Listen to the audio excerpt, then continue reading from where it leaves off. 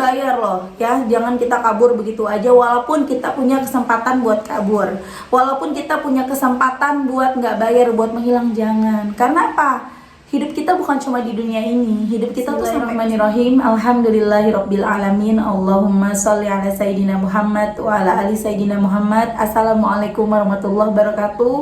Halo teman-teman, apa kabar? Mudah-mudahan teman-teman selalu dalam lindungan Allah Subhanahu wa taala. Amin ya rabbal alamin. Alhamdulillah, kali ini aku akan sharing testimoni sholawat dari teman-teman kita. Tapi sebelumnya buat teman-teman yang belum subscribe, jangan lupa di subscribe dulu biar aku makin semangat lagi bikin videonya. Dan buat teman-teman yang punya testimoni sholawat, silahkan kirimkan testimoni kamu ke nomor ini. Dan mohon sabar kalau aku belum jawab ya. Teman-teman bisa langsung ketik aja testimoninya. Dan buat teman-teman yang belum beli buku ini buku pertama aku, Jangan Pernah Lelah Ada Nikmat di Setiap Sholawat. Harganya murah, 55.000. Insya Allah bisa bikin teman-teman semangat dalam bersolawat. Teman-teman bisa beli ke admin, ini nomor admin, atau teman-teman bisa cari di Gramedia, insya Allah udah ada ya di seluruh Indonesia. Dan teman-teman jangan lupa ya follow Instagram aku, Meliza Amelia. Langsung aja aku bacain testimoninya ya. Ini dari hamba Allah karena mbaknya nggak mau disebut namanya. Assalamualaikum Mbak Mel. Waalaikumsalam. Selamat malam Mbak Mel, aku mau kasih testimoni sholawat Mbak Mel. Aku pakai hamba Allah aja ya Mbak Mel, dari Bekasi. Maaf ya Mbak. Awal aku kenal Mbak Mel dari TikTok. Masa iya sih dengan sholawat kita bisa apa aja yang kita mau. Aku mau cerita dulu sebelumnya. Aku nyesel kenapa nggak dari dulu aku percaya dan mengerti cara mendawamkan sholawat. Sekali suka lihat channel YouTube Ustadz Yusuf Mansur, tapi aku nggak ngerti caranya. Lanjut cerita ya Mbak, langsung aja. Dulu aku nikah nggak direstui Mbak Mel. Aku nikah kecelakaan duluan agar aku bisa nikah dengan pacarku. Pas nikah suami nganggur, cuma kulis rabutan Mbak. Aku punya angsuran motor yang belum lunas beberapa bulan lagi.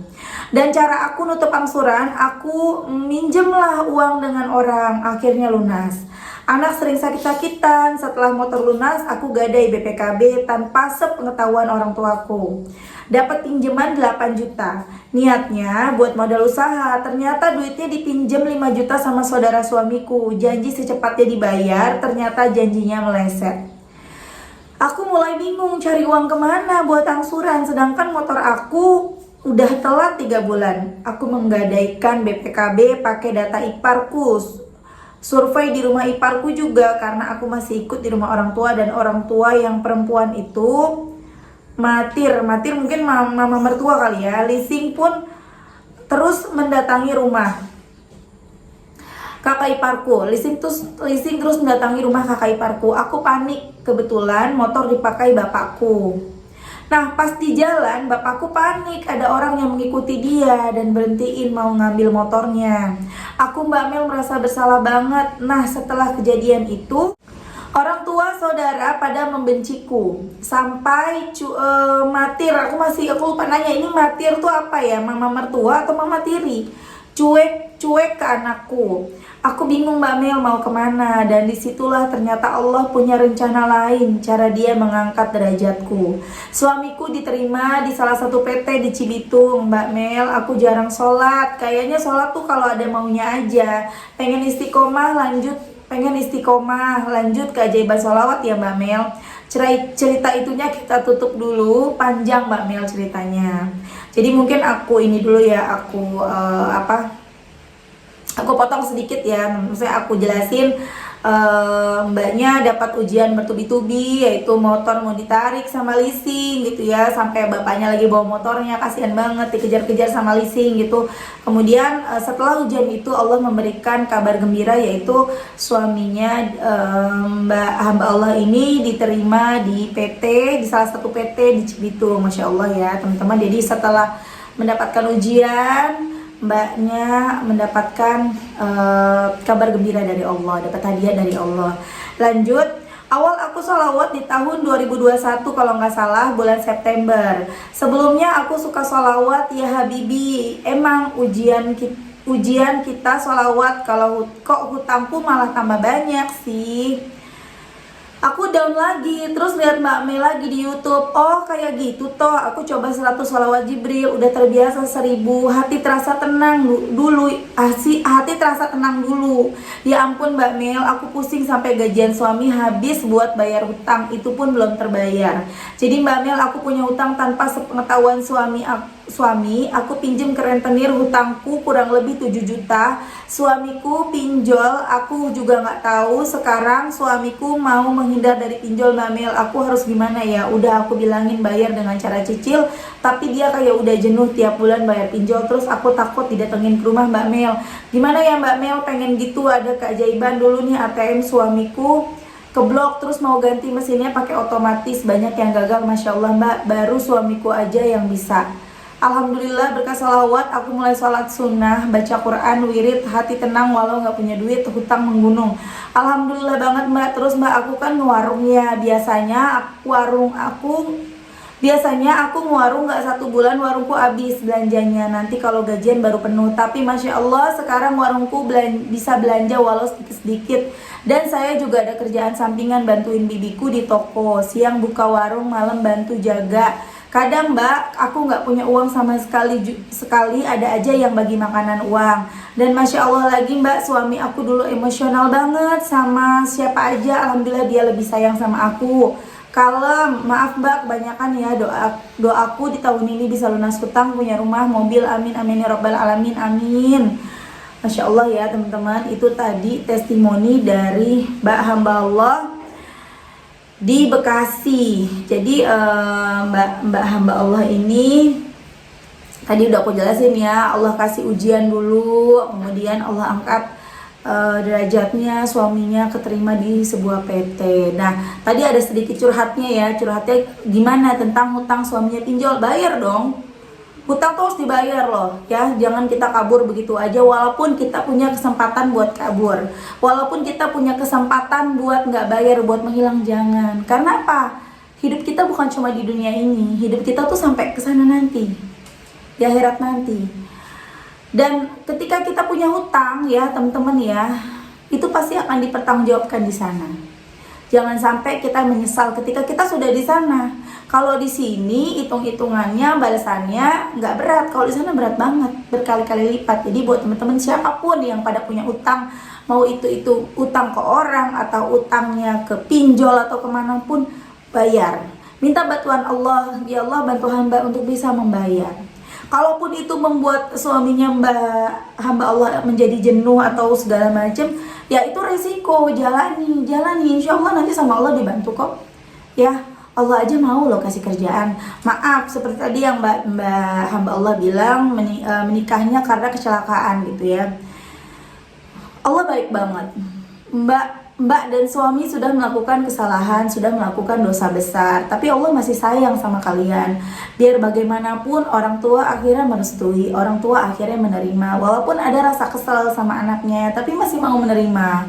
Ya, kemudian alhamdulillahnya lagi Allah masih mau kasih kerjaan. Nah, sekarang disyukuri semuanya. Allah kasih anak, Allah kasih keluarga, Allah kasih pekerjaan, Allah kasih sehat. Banyak banget berkah dari Allah.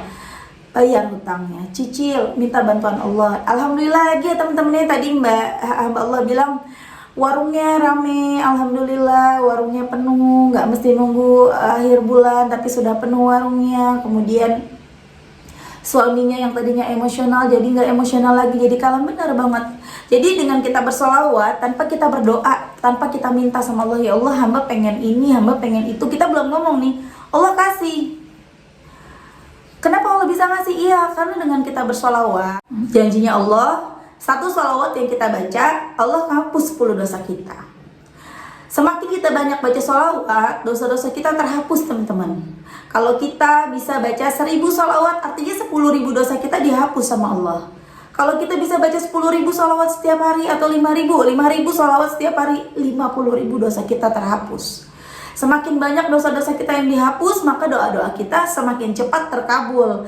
Karena salah satu yang menghalangi doa-doa kita terkabul adalah dosa. Maka hancurkan dulu dosanya, habiskan dulu dosanya. Sampai akhirnya dosa-dosa itu habis, doa-doa kita terkabul. Bahkan sebelum kita minta sama Allah, kita belum minta, Kita baru ngebatin, Allah kasih. Banyak kan teman-teman yang begitu ya, baru ngebatin Allah kasih kan banyak. Pengen deh bisa kerja di perusahaan itu, perusahaannya bagus. Tahu-tahu kita dapat kerjaan di perusahaan itu, bahkan tanpa kita melamar, kita ditawarin. Gak ribet-ribet langsung masuk kerja. Tuh teman-teman. Ya jadi bukan, sekali lagi aku ingetin ke teman-teman, semoga teman-teman gak bosan aku ulang-ulang terus. Gak ada sholawat untuk hutang, gak ada sholawat untuk pekerjaan, gak ada sholawat jodoh, gak ada. Yang ada adalah kita terus bersolawat sebanyak-banyaknya agar dosa-dosa kita terhapus. Ketika dosa-dosa kita terhapus, apapun yang menjadi doa kita, yang menjadi hajat kita, yang menjadi keinginan kita, itu dikasih sama Allah. Sallallahu ala Muhammad, sallallahu ala Muhammad, sallallahu ala Muhammad, sallallahu ala Muhammad. Sepanjang hari dosa terhapus, terhapus, terhapus, terhapus. Belum lagi kita dapat rahmat dari Allah. Satu salawat yang kita baca, Allah ngasih 10 rahmat buat kita. Terus rahmat itu apa? Kasih sayang Allah. Terus makanya banyak orang yang gak sholat. Aku gak sholat mbak, tapi kok Allah kasih? Iya karena aku cuma baca sholawat, aku gak sholat. Tapi kalau Allah ngabulin doaku ya mbak, ya karena itu rahmatnya Allah. Allah sayang sama kamu, Allah sayang sama kita. Tapi ya jangan mentang-mentang gitu gak sholat ya. Karena ketika kita masuk ke dalam kubur, yang pertama ditanya sama malaikatnya Allah itu adalah sholat kita. Sholat kita gimana? Itu dulu. Kalau di bab sholat aja kita udah gagal, habis kita babak belur di dalam sana. Jadi bukan sholawat kita yang ditanya ya, sholat kita. Makanya teman-teman, sholat nomor 1. Ketika teman-teman kepengen punya hajat apa, atau ketika teman-teman kenapa sih hidupku kok begini terus ya, rumah tangga kayaknya nggak ada adem-ademnya, anak kok begini nggak nurut, misalnya berantem sama orang terus, anak ada masalah terus di sekolahnya, kenapa ya kok kayaknya hidup aku tuh nggak tenang, nggak kayak orang-orang, kayaknya begini banget, susah terus, makin susah makin susah. Coba dilihat sholatnya gimana. Sholat nggak? Jangan-jangan nggak sholat. Jangan-jangan sholatnya bolong-bolong. Jangan-jangan sholatnya kalau inget doang. Jangan-jangan sholatnya kalau butuh doang sama Allah. Tuh. Ya teman-teman, jadi benerin sholatnya dulu. Dan juga jangan diintar-intar. Intar-intarnya tuh kayak ntar dulu deh nanggung lagi nonton, ntar dulu deh nanggung lagi ngobrol, misalnya ntar dulu deh nanggung. Nah itu jangan. Kecuali kalau memang teman-teman bekerja ya, teman-teman nggak bisa ninggalin kerjaannya karena memang jam kerja. Terus ketika udah waktunya istirahat, udah bisa baru sholat, begitu tuh nggak apa-apa. Kecuali kalau ditunda-tundanya sengaja, ntar dia tanggung lagi main game, nah itu salah banget. Benerin sholatnya, benerin deh teman-teman, coba benerin dulu di sholat, di bab sholat. Kemudian baru teman-teman baca sholawat, berubah deh hidupnya. Ya, kalau misalnya ada yang mbak, aku udah sholat, aku udah sholawat, tapi kok begini masalahku? Oh hatinya coba dilihat dulu. Masih suka kesel nggak kalau ngeliat orang lain seneng? Masih suka julid nggak sama orang? Lihat lagi hubungan kita dengan orang tua kita gimana? Lupa sama orang tua kita, atau kita sering nyakitin hatinya, atau kita sering kerjaannya nyusahin? Coba lihat. Atau lihat lagi sikap kita ke orang-orang lain. Tuh, benerin hatinya, benerin pikiran kita. Apakah kita masih berprasangka buruk sama Allah? Apakah kita masih berprasangka buruk sama orang, kerjaannya seuzon sama orang? Jadi perbaiki seluruh nih diri kita, dimulai dari sholatnya dibenerin. Kemudian, tapi mbak males gitu, mbak males mau mulai sholat, mbak males, ya paksa. Mau emang di dalam kubur babak belur? Enggak kan? Paksa ya. Dan jangan tinggalin sholawat. Insya Allah dengan kita perbanyak sholawat, kita akan bisa menjadi manusia yang lebih baru, yang manusia yang lebih baik lagi, yang ibadahnya lebih rajin lagi, yang hatinya lebih baik lagi. Pokoknya berubah semuanya, seperti yang dirasakan sama mbak hamba Allah. Suaminya jadi nggak emosional, jadi kalem, karena itu mungkin yang ada di hatinya mbak hamba Allah. Pengen banget suaminya seperti itu dan Allah kabulkan, tanpa harus mbak hamba Allah berdoa, ya Allah hamba pengen suami hamba begini. Allah tahu, tapi tetap ya jangan bilang Allah tahu terus kita nggak mau doa ya. Tetap doa itu juga ibadah, ada pahalanya ya teman-teman. Jadi ingat sekali lagi, tidak ada sholawat untuk hutang, tidak ada sholawat untuk jodoh.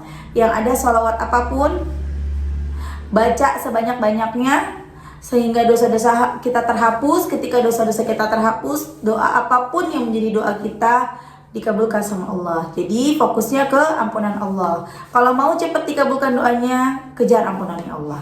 Oke teman-teman, terima kasih udah nonton. Mudah-mudahan bermanfaat dan jadi motivasi buat teman-teman semuanya. Jangan lupa doakan ya buat hamba Allah supaya hutang-hutangnya lunas, doa-doanya dikabulkan, dimudahkan segala urusannya. Begitu juga dengan teman-teman yang nonton. Amin ya rabbal alamin. Assalamualaikum warahmatullahi wabarakatuh.